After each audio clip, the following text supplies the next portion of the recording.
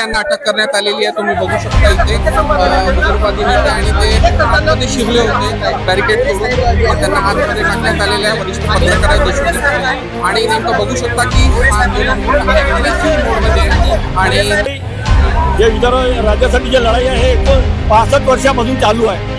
आज विदर्भाला टाकून या लोकांनी कैद करून ठेवलं आहे। या महाराष्ट्र सरकारने और केंद्र सरकारने आम्हाला कैद करून ठेवलं। आमच्या विदर्भाच्या 2.5 कोटी जनतेला त्यांना बरोबर आमचा विकास करू देऊन राहिले। आज बघा पश्चिम महाराष्ट्र बघा, आमचा विदर्भ बघा।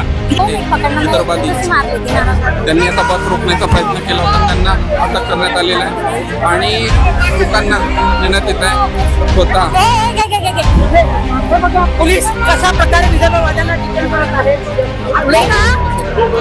विदर्भाचा गडचिरोलीची परिस्थिती बहुत बिकट आहे।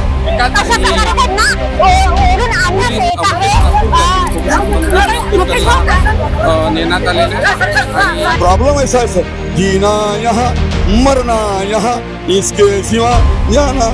त्याच्यामुळे सत्ता विदर्भाच्या नावावर सत्ता घ्यायची आणि त्याच्यानंतर एकदा सत्ता मिळाली की मग विदर्भाला विसरून जायचं।